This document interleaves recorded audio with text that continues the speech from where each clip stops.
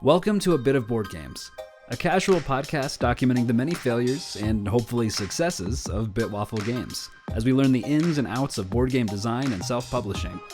Join us on this journey as we talk about a bit of life, a bit of design, and a bit of board games. Welcome back to another episode of A Bit of Board Games. This, I think, is episode 63. 63. Oh, nice. Okay, cool. And today is July 3rd, 2023, the day before July 4th, 2023. But also that is a holiday we celebrate in the United States of America. And that's Independence Day, when we departed from, we didn't depart from it, when we claimed our independence from England. And I'm not going to try to discuss facts about this because I'll probably butcher them. History. But supposedly, I might be related to like one of the signers of the Declaration of Independence. I think my dad told me that one time. Maybe I dreamt it. I don't know. But I can see your dad knowing about that and like explaining it. Yeah, I think it. You should look into that. Like That's actually William Williams or something. It was some weird name, like double name. William Williams. It was something weird.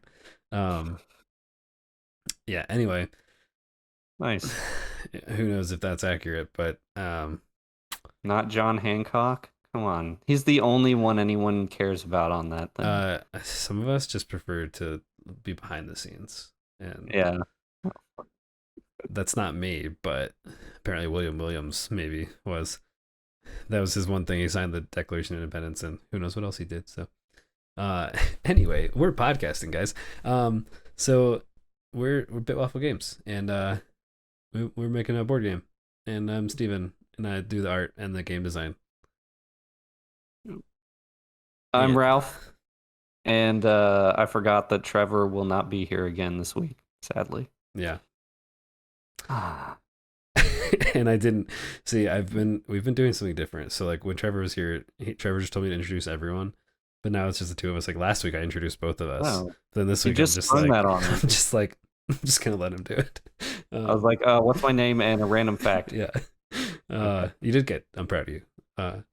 Anyway, so it's a kind of like a long weekend. I actually I had off work today. Did you have to work today? Yeah, you suck. What? No, no. I just have this awkward Tuesday that I get off. That's all I get. My company was great, and they were like, let's just make it an extra long weekend. And gave us all Monday as well. So, I will say though, every morning, the HR lady who does the North America stuff will list out everyone who's out. And this morning it's longer than I've ever seen it. Right. I mean, like if everyone was out. If you're getting like a Tuesday off for a holiday, like people are gonna take off that Monday. And just like, one, it's a weird day to work. It's just because like you work one day and then you're off again. It's like, well, okay, now I'm all thrown off. But then you might as well like leverage that for something. But today, we drove out to a cool like state park near us, like maybe an hour away. Brought the kids out, and we got out of the house at like 7:30 this morning, with kids and getting everyone ready and loaded up and leaving. It was pretty impressive. However, then like 20 minutes down the road, Henry just like throws up in the car. So that was not fun. Bad RNG. Yeah, it's terrible. But then we got some Chick-fil-A breakfast, delicious chicken biscuit. Oh wow, yeah. So you went with biscuit? Yeah, dude, I love the chicken biscuit with some honey roasted barbecue sauce on it. Yeah, it's either that or the minis. There's a debate amongst people which one is better. I don't know. We got the best of both worlds because we got the kids. We got we got like some biscuit too. Then we got like a 10 count chicken mini because you can either get 4 or 10. It was like I know. So we're like, okay, a 10 count because Henry will like put these things away, and CC ate like 2 or 3. So then I also got a few chicken minis because they were still there. So nice, just dude. just all around, it worked out great. That sounds great. But yeah, drove up into the mountains and went and did a hike. Kids walked around for a bit, played with sticks and threw rocks, and then put them in our hiking backpacks and did like a almost like 3-mile hike, which is pretty good. So that is pretty good. There are a couple parts that were super steep, man. I thought I was gonna die. I was just like, I'm so out of shape. I was just like carrying this 30-pound child on my back in the backpack, and just like going up this hill. I'm like, I'm gonna die. But it ended up being fun. It was actually really great. And then it ended up being way too long of a day, so we did this hike, and then we went back into this town called Woodland Park, which is just like it's a mountain town. Still like 45 minutes from where we live. But so we did the hike, went there, and there's like a really nice park there with like a fountain and like a pond and like a playground and pavilion and all this stuff. So we set up a picnic blanket, did like a picnic lunch with the kids. They played around.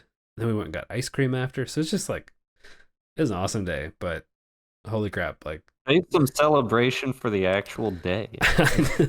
Well, some of us had off, and so we just, prolonged the celebrations. Right, yeah. Anyway, it was really great, but like Libby and I were just so tired, like getting home. And then Cece didn't nap, so we're just like, she's like a ball of energy somehow, jumping around. We're just like, I'm dead. I just stop talking. Yeah. But anyway, it was good. So, any plans for you? Have you done anything this weekend? Anything? Oh yeah, let me tell you about my day. Where I woke up this morning, I got my cup of coffee, I went to work and sat there and worked. Tell me more. What else you got? I took a lunch today. What'd you eat for lunch today? I had a yogurt and filling. a cheese wheel, a mini cheese wheel. Do you know those little things? Those little the blue bell or something, or something bell. Like That's that. Like Baby bell. Baby bell. Baby bell. Yeah. Libby loves those things. And then some cereal. What kind of a lunch is this? Yogurt, Bluebell, and cereal, or Baby Bell and cereal? Look, in a pinch, what I can't. That it's what I ate, okay, and it worked, and it tied me over. I won't judge. And but today didn't have nothing happening. Okay, okay. So at in this evening, you remember you asked me, you were like, "Hey, what do you think about podcasts?" And I was like, "Oh, maybe if I get home soon enough." So my wife's company had a 4th of July party today. Instead of the actual 4th, since everyone was there today. Since everyone had to work, except for me. Pretty much. So today, this evening, they had a party at this park, Little Beaver Park. That's where we did it. So. Oh yeah, the good old days. Yeah. So so they put on a party every year for the 4th of July. And it's just like this cookout where people come, families welcome, everyone just hangs out. They do games like cornhole. They do this other game where there's like this net in a cross, and then people try to keep a ball off of their side. I don't know what it's called. Yeah. I've seen this. I don't know. It's like it's like a Foursquare type thing, but you have to get it over. It's like volleyball mixed in with that. I don't know what it's called. And you rotate as you get knocked out or whatever. So I have seen it played, never done it. Right. Yeah. So there was that, and so that's what we did this evening. So I got a little bit of celebration in today. Nice. And tomorrow we will continue that with my family, and we'll actually have like a cookout. Okay. And celebrate, maybe watch fireworks tomorrow evening. I've been seeing fireworks every night for the past 4 nights. Yeah, me too. So all your neighbors do that too? Yep. My dog has been like the biggest nervous wreck ever for days. Last night, we actually had friends over for dinner last night, and then they were leaving, and we opened the door and perfect timing. As soon as I kids are down for bed, it's 9:15 or something. And they're leaving out, and I'm walking them out. I open the door, and it's just this just not even just that, it's literally across the street from my house. This nice. The loudest boom ever. It scared the crap out of all of us. And we're cool. My dog's just never gonna come out of the basement again. And so we're just we know tonight it's gonna happen again. Tomorrow's gonna be even worse because it's gonna go on for longer. So we got the Benadryl ready for him. Oh, wow. So nice. yeah, dude, he gets such bad anxiety like with any kind of loud like thunderstorms. He's terrified of thunder and everything. So trying to help calm him down a little bit. But yeah. Anyway, well, cool. Glad some fun stuff going on. And other things that have been great. The past 2 days, being off work, having like kind of a long weekend has been awesome. But I've been able to actually work on some board game stuff during that time. So yes, I think last week I mentioned kind of working on the new player board for the Forge packs, for the Forge boards, Forge player forges of the packs of the boards. You I did. Yeah, okay. I think that's how you said it. Yeah, that sounds about right. So I was working on that again yesterday because like it was almost what I want it to be, but there was still like some dead space on the board and like some things that I was trying to figure out with the layout. So like yesterday, I was able to just spend a chunk of time like while kids were napping and just like crank out some design stuff, kind of like thinking through like, okay, what needs to be on this board. I went through so many iterations. I tried like doing a smaller version of the board and be like, let's just get only the essential information on here, like the health, the XP, and like the upgrades. Like those are the things you interact with. Everything else is just kind of information on there. So I was kind of trying to think how we could condense it. Tried a bunch of things. It wasn't quite working, so I went back to the size we have now, which is like 10 inches wide and like 7.5 inches tall or something. I'll show you guys if you're watching on the video. This is kind of the working prototype right now. Bring the baby back. Oh, the little hand drawn thing have that? in my prototype. Yeah, it's over there. You should show it. I don't throw away any of my prototype stuff. I'll go grab it real quick. My little filler icon for the companion here is just this little this little guy. I laugh every time. There we go, little baby. Yeah, that's pretty good. Yeah, for the listeners of the podcast, he had basically it's like I don't know. It looks like a baby. It's like one big circle for the head, a slightly smaller circle for the body, and then 2 circles for arms and 2 circles for the feet. Yeah, it's like a Binding of Isaac character. It is, yeah. Just like a little. It's just a placeholder to represent like. Anyway, right. Worked on that more and kind of printed out a prototype of it today. So getting excited for that. The idea with it, I think, depending on costs for manufacturing and depending on Kickstarter stuff in the future, like we want to be able to do like a dual layered player board. So my other reference here, if you can see this, is from Dinosaur Island, and it has this kind of like, you can see there's like indentations here. Not on my mic. Let's go on this side. So like there's like little holes. It's like where cubes would go, and so it has the top layer with a lot of the art information and stuff. Then it has these like cutouts for the bottom layer where you can actually like inset cubes so they don't like slide around. That's like the biggest issue is like if it's just a flat surface and you put it on there, table gets bumped. It's like, was I at 14 health or 15 health? And then so having these like things, it's kind of maybe more of like a premium type thing, but I'd love to have that in our game if possible. So we'll see what happens with that. We're gonna design for that, and then if we have to just use the graphics on the top and just have like one single layer, that's fine. It's easier to scale back than to do that afterwards. So anyway, getting super excited about that. Ralph's telling me he's kind of been toying around with some card stuff, and we're kind of thinking of how we want to connect those things. So did you want to say anything about that, or you look like you want to say something about it? Just spit it out. Just go ahead and tell us. Just come on. I was just saying, yes, we've been back to brainstorming. We've had some conversations, and we've figured out like real quick. Let me clarify it. Brainstorming in terms of some final aesthetics of these things. Right.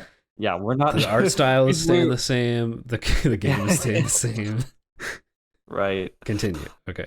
No, yeah, the actual vision, like, because where I was just like throwing ideas at the Mm-hmm. wall before, it's going to be much more of a focused approach, which is actually why it's taken me a little longer to actually formulate those ideas and get something going.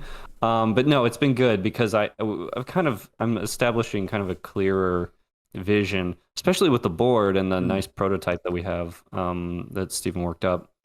Yeah, it's starting to sort of come together as a plan. Yeah. And then, yeah, now it's just going to be a lot of sort of refinement and getting it polished up and presentable, you know. Yeah. So It feels like this past like week we've really, since like last podcast episode or even slightly before that, like feeling like we're building up some more momentum working on some of this stuff. So that's, yeah. it feels really good. And I'm like, and it's energizing because I feel like there was like a month or two where we're kind of not doing stuff. Plus, like part of that help is because Ralph has the capacity to be able to work on stuff now.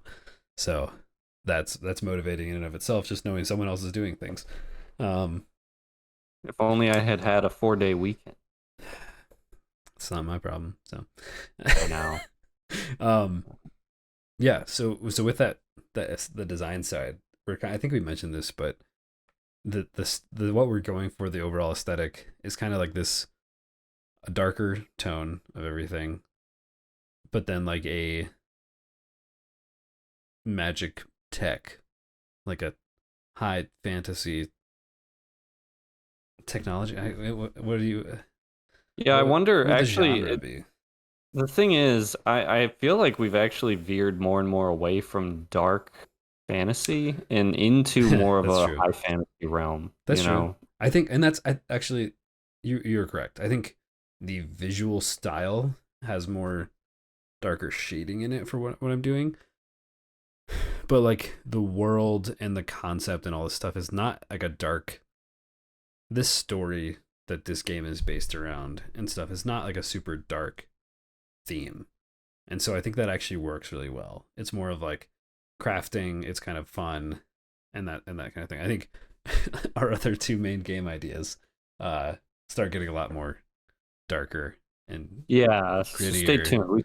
We still have some dark stuff. Stay tuned. There will be murder and criminals and other stuff. But Right. anyway, yeah. So I think it's gonna be sweet. We Ralph and I were going back and forth about some stuff. I sent him some reference images to kind of nail down like in my head like what I'm visualizing, and then he could take some of those to kind of come up with his own like take on that and how we want to implement some of the concepts in his own way.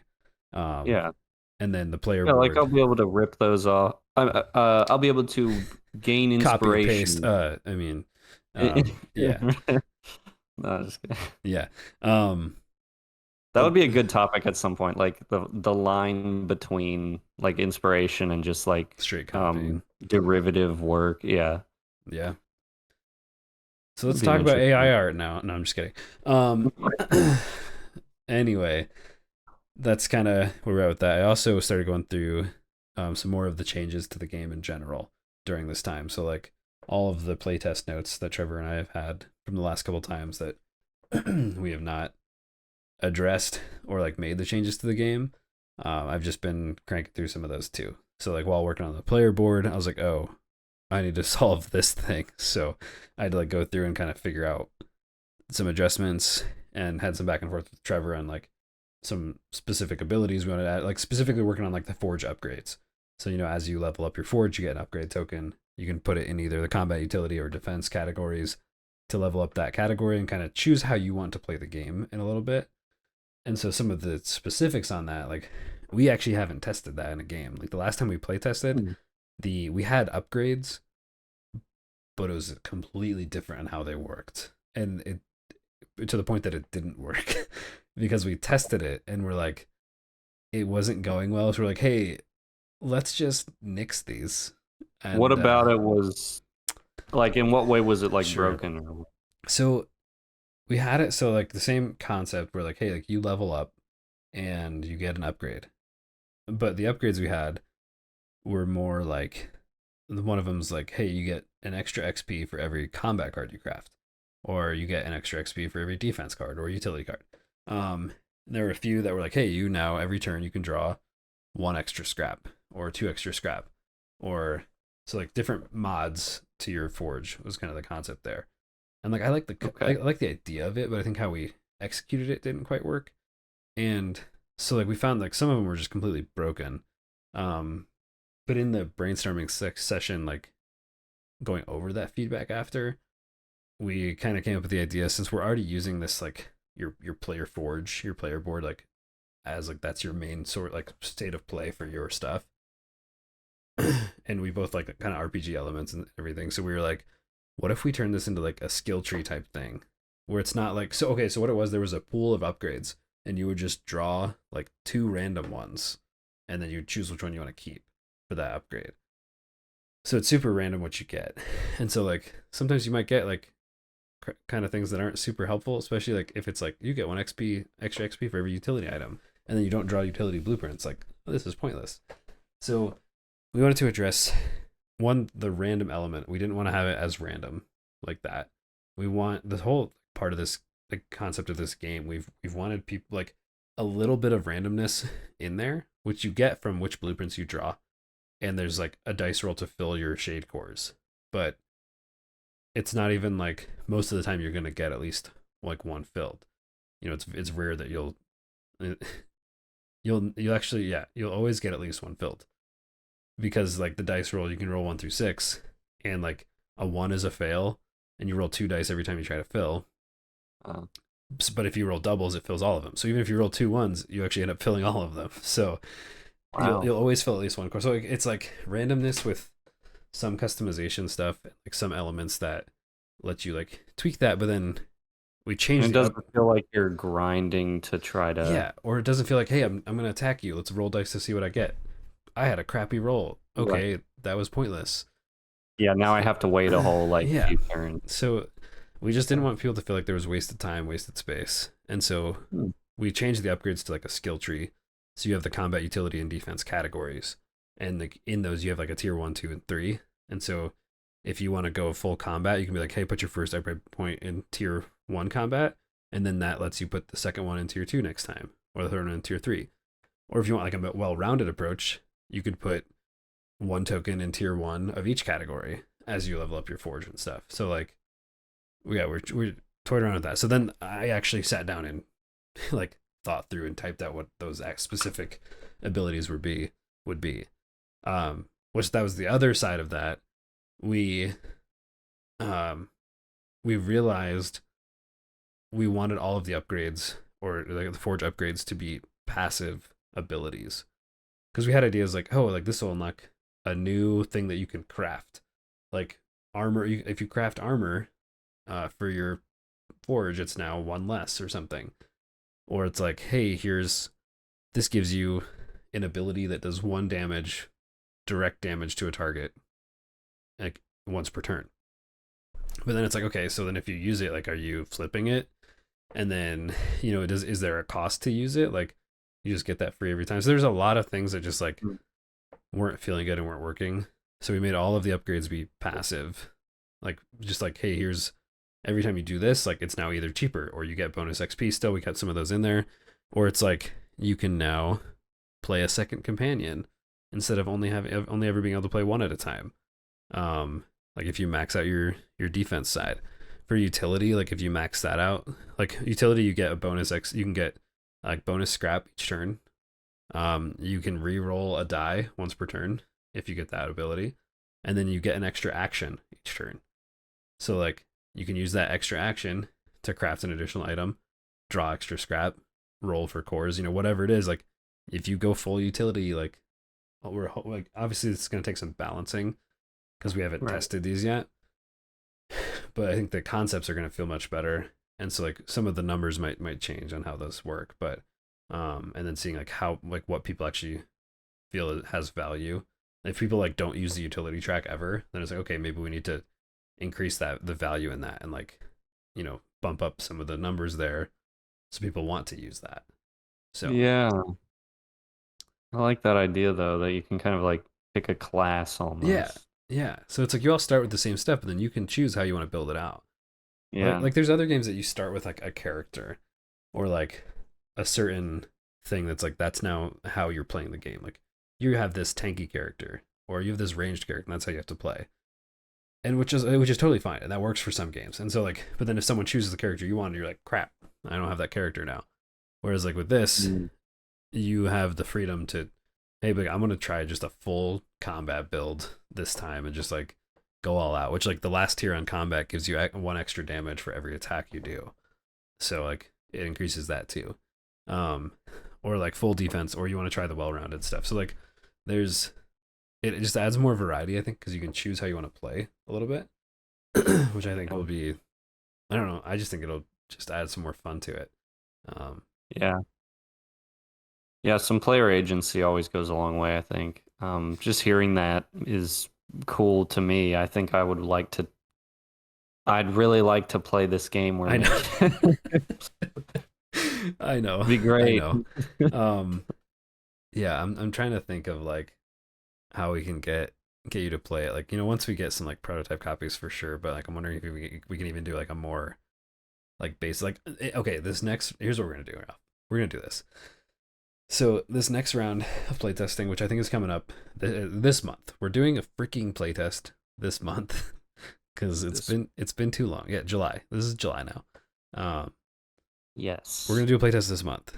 Not, I mean, if you want to fly out here, you can, but probably not with you here. And by doing a playtest, like we're gonna have a new version to playtest, and like I'm hoping to do a couple sessions with different groups of people, is what I mean, to get multiple people's feedback.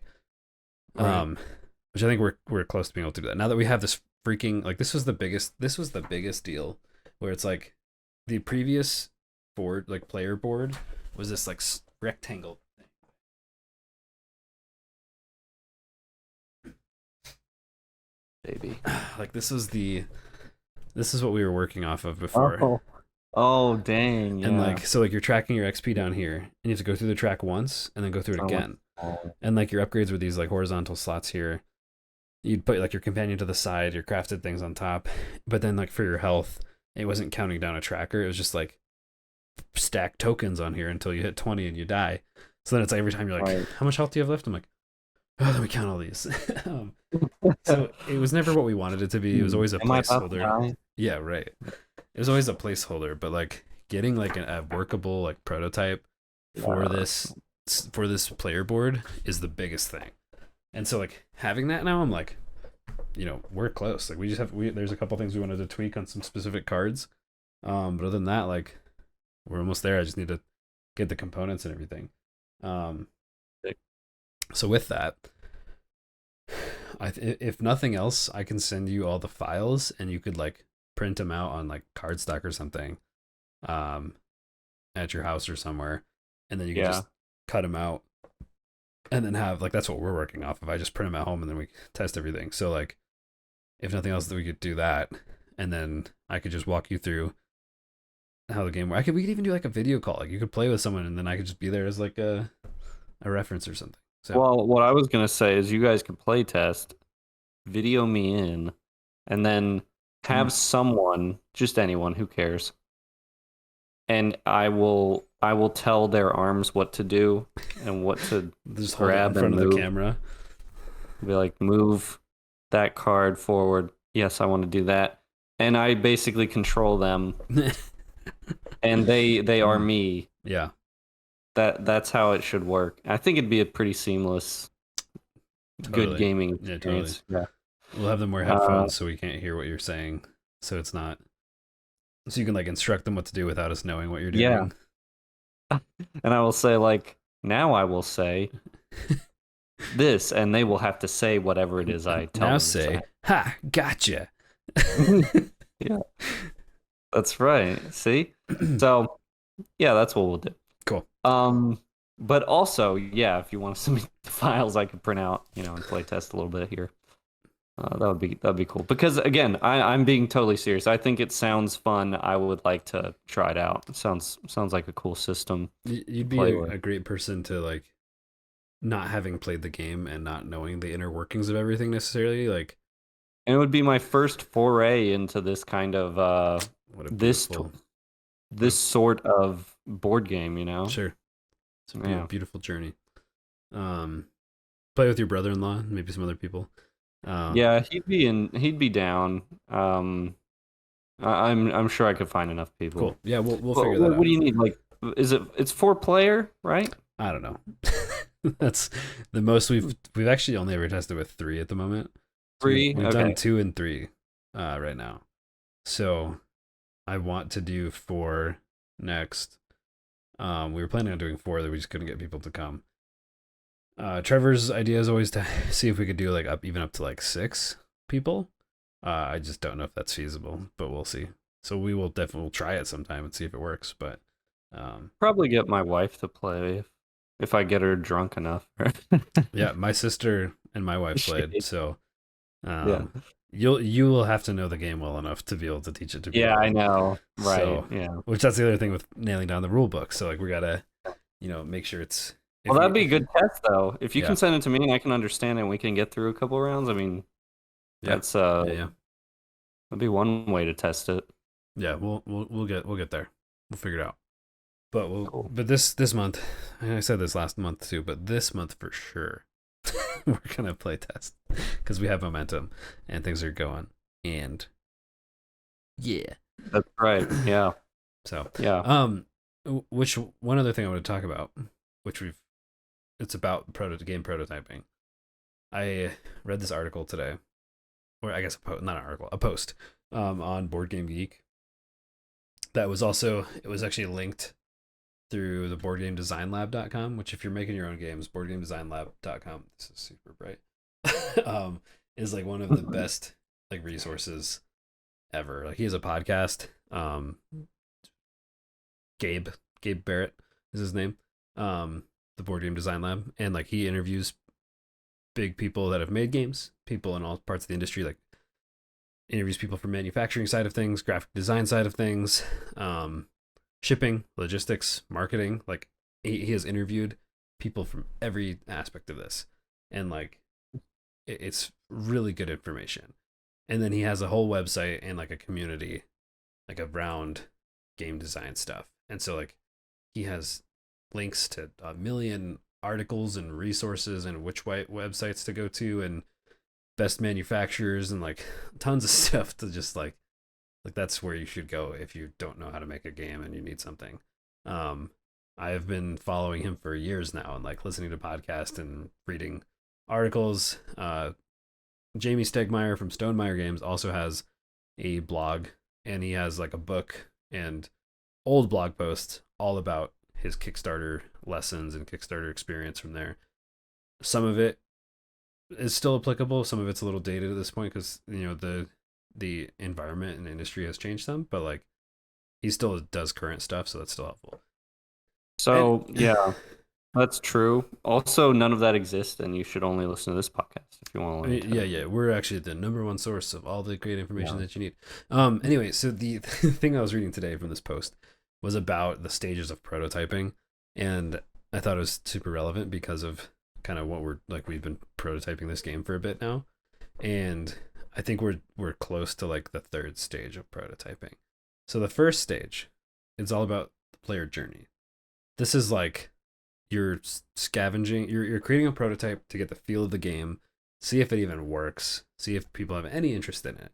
And so it's like maybe note cards, paper, you're like stick figures, you're just getting like the basic information across and like salvaging components from other games, which like we still kind of have in ours. So like that is like the first stage to like figure out if it works and then work from there, which we totally did. I think we put too much, like one thing you got to watch out for is putting too much polish into these early stage prototypes because it's a lot of wasted effort. Like it looks cool, like it might look good and feel good, but then you're like, oh, this game just doesn't work, and so you have to like rethink it all and rework the entire thing, and then you have all new components. Like, I was gonna say one of the biggest draws in my eyes is how much time you guys have put into the actual like working the function of the game, like the rule book, the rules, the different nuances and ways that things flow together, the balancing, the different item charts, all that stuff. I mean,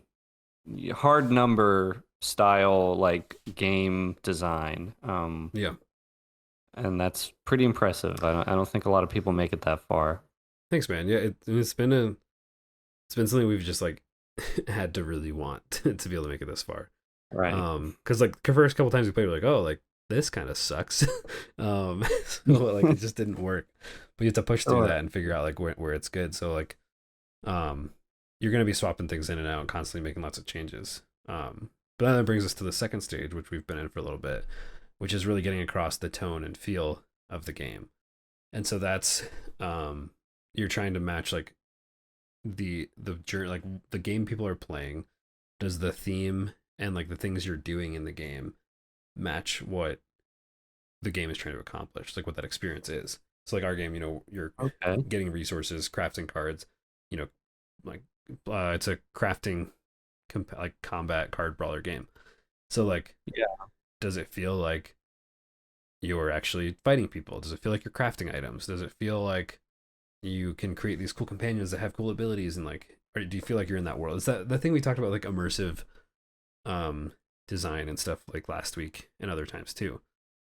It's all about, is the game looking and feeling how it's supposed to further enhance that experience.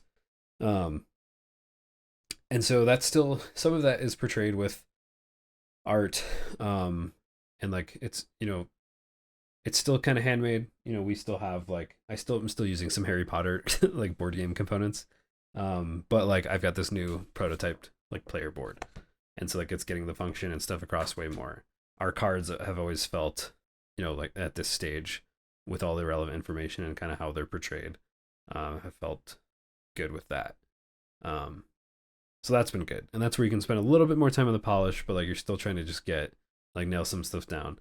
And then the final stage is kind of like the real world, like polished copy that you could like send to a YouTube reviewer and like get feedback on. You don't need every art asset, you don't need every piece, but like you need it to all feel professional. It needs to be like professionally made. It's like a print on demand service, like the Game Crafter or Superior POP, or I think there's one literally called like Print and Play or something, where you can like find the size components, upload your files, do all that. Like you're gonna want that kind of a little bit higher quality for testing with like a mass audience, because then they're gonna like be much more interested in like, oh, this looks like a real game. You're gonna get more attention, more good feedback on that kind of thing. Yeah. So anyway, I think that's where we're like getting to. Like we're working on those. Yeah, like we're working on these design files. We have the aesthetic. We've got some illustrations. So I think, and then like in the rule book, obviously with that too. So like once I have all the information in the rule book, I'm probably not gonna work on like crazy layout stuff yet, because one, I want to insert like some like final product imagery, but I can have like placeholders and stuff. We can update the file and do print new versions. So maybe I will. Once we have all the information, I feel like it's like ready to go for the rule book. We'll start working on more of like the specific layout to get that like a good quality. Anyway, with all that, we're getting to this further stage of the development and the polish, and it feels good. Yeah, I think so. I would say, having heard the three for the first time, that's the first time I heard them. It's not canon either. Like, this is one guy that wrote this, but it's like, it's pretty accurate on kind of what those like. It's a good. That's probably what worked for him, right? Yeah, this guy, his name is Gino Brancazio. Sorry if I butchered that. It sounds like we're somewhere leaning towards stage 3, somewhere in between 2 and 3, leaning towards 3, probably something like that. We're getting to 3. Like, we're making the polished stuff. I think we're still in 2 for sure, but like we're working on this stuff to be in stage 3 of the prototyping, to have that polished stuff. I think what's going to be cool at some point is when everything is finished, is seeing where everything started, like the art style, and then where it ended up ultimately. I think that's going to be one of the cooler things to look at. No, I'm excited about that. I think that'll feel really good, especially like starting another game after and being able to be like, okay, like this is where we started this last game and look where it ended up. Like we can do it. And so I think I think that'll be really good. So every creative process is kind of like that. You sort of start a little scattered, a little unsure, and then you start like here, and then as you work you get a little more focused. Yeah. Until eventually you're like, it's really getting down to it. And all the productivity, it's like a pyramid. That's how I'm imagining it. Yeah. All the really productive work, where you're actually doing stuff that's going to be seen and going to be finished, happens towards like the upper third of the pyramid, really. Sure. That's how I've seen most creative ventures go anyways, but yeah. Yeah. It's encouraging in a way because it makes it feel okay if the beginning stages isn't the most like productive, like you're just knocking it out of the park. No, that's not really how it goes most of the time. It's usually, it takes some time, you know. Yeah, for sure. Anyway, thanks again for joining us this week for a bit of board games. That's all the time we have for today. And were you gonna say something, or you're just agreeing with me? I agree. Although maybe this might be the first. This might be the first podcast I've been on where we finally didn't talk about video games even one time. Well, now you just brought it up. I just have to. No, it was a good conversation. It's about, you know, we could have kept going, but this is actually one of the longest episodes, almost entirely about, not entirely, but almost entirely just about our game. Yeah, that's great. Because we've been doing stuff. It feels good to actually be able to talk about like stuff that we've done. But yeah, anyway, that is all the time we have for today. If you'd like to keep up to date on what we're doing, keep listening to this podcast and or watching it on YouTube. We gotta figure out when we're doing another live stream one this month too. So stay tuned for when we're gonna live stream something. Who knows? But anyway, it was once a month, I think. 3 weeks. Yeah, so one more episode and I think we'll be due, maybe something like that. Yeah, I think it might be flexible in like which week we actually do, but anyway, no, it's not. You're okay. It's rigid. Yeah.